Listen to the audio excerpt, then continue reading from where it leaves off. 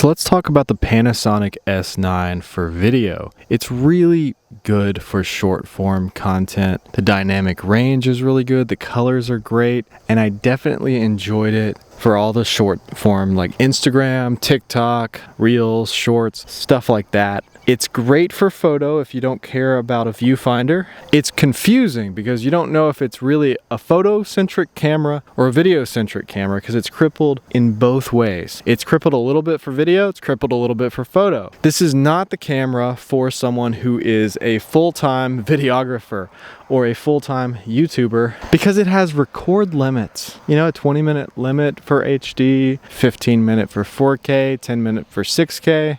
I never filmed anything in 6K, I don't think. I use that 4K light most of the time that it comes set in, and that's fine. You don't really need 6K.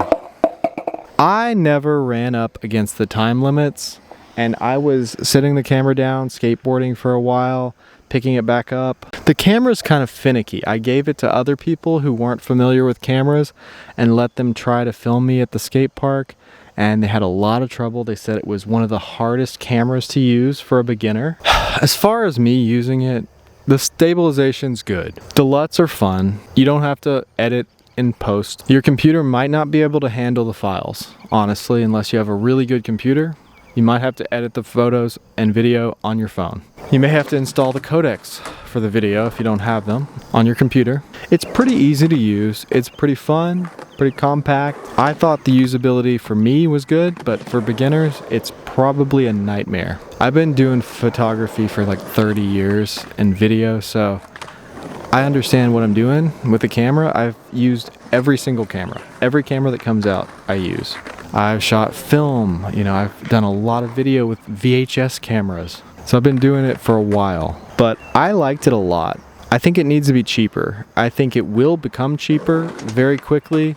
I think Panasonic cameras lose their value really fast. Like the S5, it's down to like $600. It's like buying an XT2. So in a couple of years, when this camera's down to $600, maybe I'll buy a couple of them. I like the Nikon ZF better. I think it's a better camera, and I'll have another video on that soon. I also like the Canon R8 better. I like the R8, it's one of my favorite cameras. So it's a fun camera. It's not gonna be your main camera if you're a professional. Unless you're just a professional landscape photographer that doesn't need weather sealing, you could get away with it as a professional street photographer, but it's not the best option for that.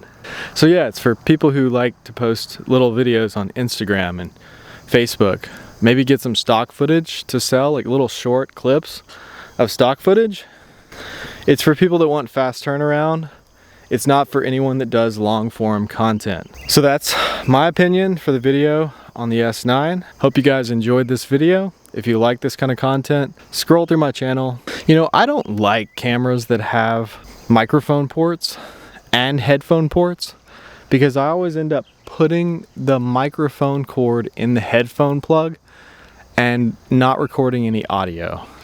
Do you guys do that, or do you guys like take your time when you're making videos? I would rather it not have a headphone jack because I'm not ever going to use it. When I'm filming myself, I'm not going to have headphones in listening to the audio. Don't even give me a headphone jack. Check out my other videos and hit that subscribe button because I got a lot more videos to come. Thanks for watching.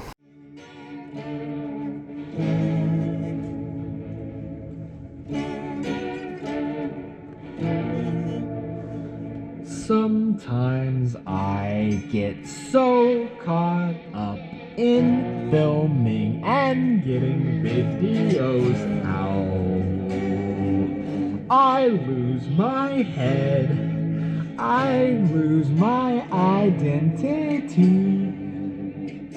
I forget why I'm skating.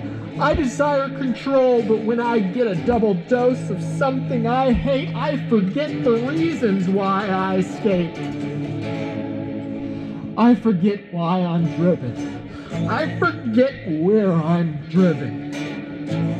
Someone drained my energy, so I drained the whole park. I pulled the plug and drained the whole bowl. From afar, I've witnessed someone alone making others feel even more lonely.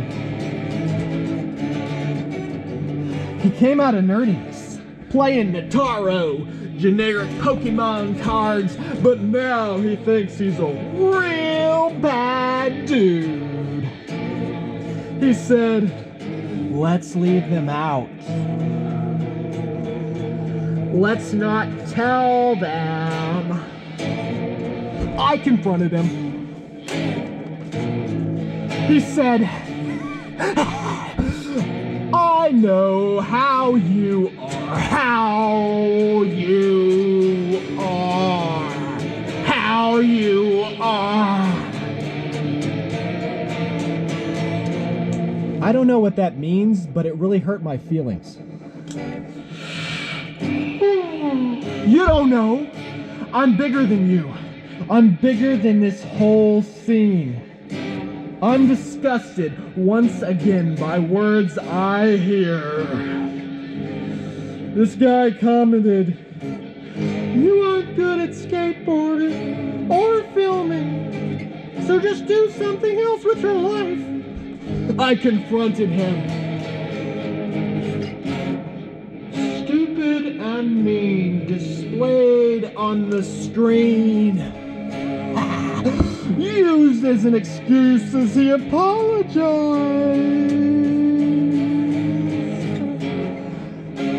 I see their faces in different places. I try to be chill as possible, but it's really cold.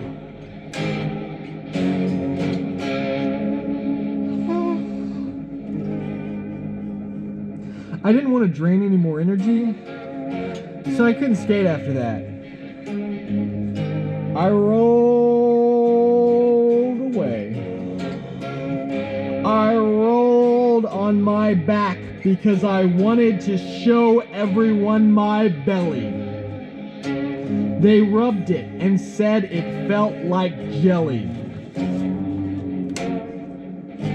I can't be passive. I can't just accept things.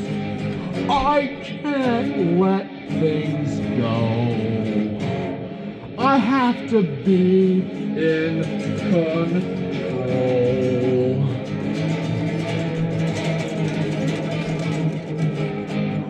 I lost my power.